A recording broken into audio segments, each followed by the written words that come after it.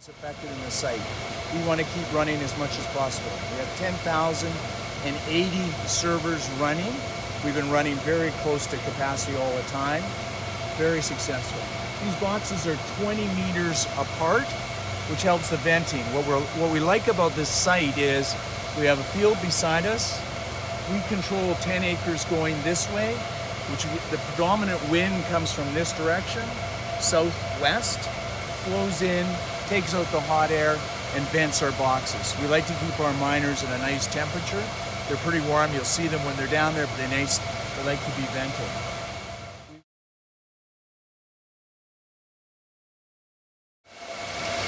That, my friends, is the sound of money. Can you hear that?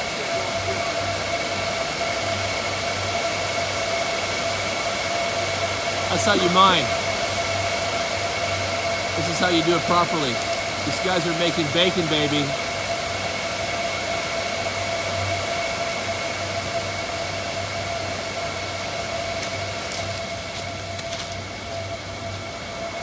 Look at all the men out here, all the investors.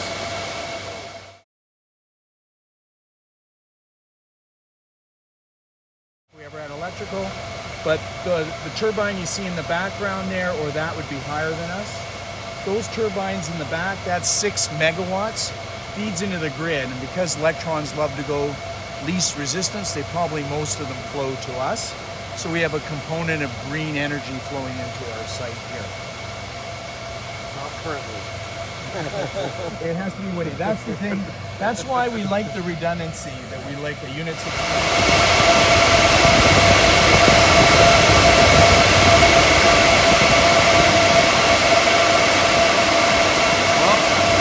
in my pants. It's on video. You need music as a background, not the audio.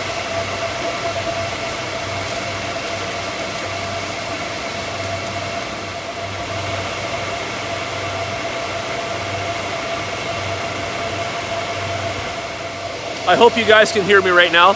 We are live in Medicine Hat at HUT8 Mining Facility, and this is the largest facility in the world. It was designed by Bitfury, and I've never in my life seen anything so big, so badass, and so done properly. These guys have got it dialed. They know what they're doing, and they need more investment dollars. They're on the TSXV. It's under HUT. That's a symbol, and we are going to get all over this investment right now. When I get home, I'm going to take on a whole new angle for this type of work, because I've met the owners, I've met the city of Medicine Hat. We know the people now. They have mega room for expansion down here, and this is where you want to be. This is the real deal. There's nothing like this in the world, and we're so fortunate to have this right next to Calgary, right next to home. And I don't understand how many people back home have told me so many things about mining and this and that, and they don't know what they're talking about. I gotta tell you something. I am done listening to the Folios, and we are getting serious business with this stuff now. You can see through the cameras here, we have about 100 cameras on site, both inside the containers and outside. Can I just stop you for 1 second? Can I take shots of you talking and stuff? Yeah, that's fine. Yeah, okay. You just don't want me to zoom into that? You don't need to zoom into that. Okay. So we can monitor everything that's taking place. We also can monitor every one of the boxes on the power control there. And as you know, we've got an arrangement with the city to at 63.2 megs. Sometimes you ask, how do we regulate that? So we work with the controllers at Unit 16, plus down at the river, the control center. They see that same control center, and then we communicate mainly through Viber, but other means to make sure. And we've got several contacts. They have several contacts. We always have a lot of backups.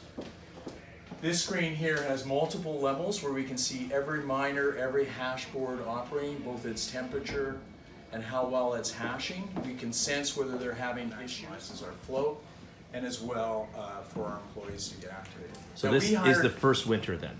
This is our first winter, but what's really nice is we've launched and we've tested. And you can see there's 10,079 sitting there. There's only one miner in the whole farm that's not operating right now. Wow. 10,080 would be full. And traditionally we can get that to 80. They'll go hunt it down. They'll see which one that is, and there's various screens. Why don't you just pull up one of the boxes there. Later on, that airbornes, whatever it is, dust or from the harvest, that gets caught in filters and doesn't go into the miner itself. Okay. But the Here dust comes- that's It's like a building hot up aisle on the on the right chips. side. Okay, so the first aisle here is a cold corridor. The next aisle over is the hot. They emit together into the hot aisle, and the cold is on the outside because we want to take in the fresh air to start to cool the farm down. Interesting, beautiful airflow. Yeah, so scroll down, why don't you go one layer down into the boxes and see the miners within there. So there's each one of the map. There's 180 servers in each one of there. They're numbered sequentially based on the container and then the particular box.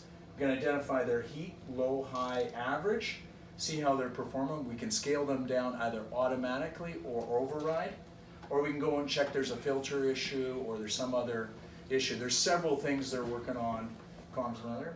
Brian did work for the city. We did get him from you guys, but he had already retired somewhat. So, but Brian and they were involved right from the start. One of the key ingredients that made us successful is we hired people early. During construction, they witnessed everything taking place. Then when we went into operation, it was very smooth. It's been a great working relationship so far, so thanks. Just like to say thank you for that, and welcome to Medicine Hat, and of course my council has been a part of this. You guys have done everything you said you were going to do. I remember when you first came to Medicine Hat and Bitfury, as who are these guys? What are they talking about?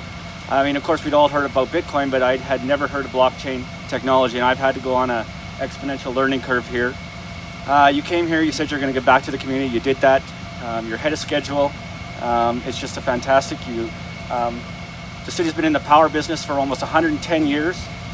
Industry first came here because of cheap gas and cheap electricity, and even 110 years later, we used to make pottery and clay, and now we're making ones and zeros, but still, it's just fantastic to see the economy diversify in this way, and we're just so thrilled to have you here in Medicine Hat, and congratulations, welcome, and on behalf of City Council, thank you very much. And even Sean and I were talking. I said, "Are you Skynet? Did you just make a Terminator reference?" Yeah. Anyway, thank you. I think we're going to do this after. One more before we actually cut the ribbon. Adam from the Medicine Hat Tigers. So we made a donation there, and it's... On behalf of the Medicine Hat Tigers, we'd like to say welcome to the community. We appreciate everything you guys have done for us so far, and we'd like to present you with this custom jersey. That's awesome. Thank you very much. That is fantastic. So thank you. Okay. Look at these scissors. Do you want to do this? Yeah. Sure. Well, I don't know if it's going to work. Why don't I cut some and you cut some? Okay. How about that? Come on, that's always the best. Yeah. All right, then we'll put this right up.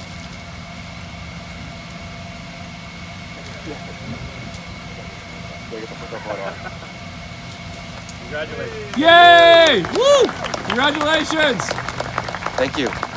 So I think from here, the next thing is we're going to all get back on the bus, and we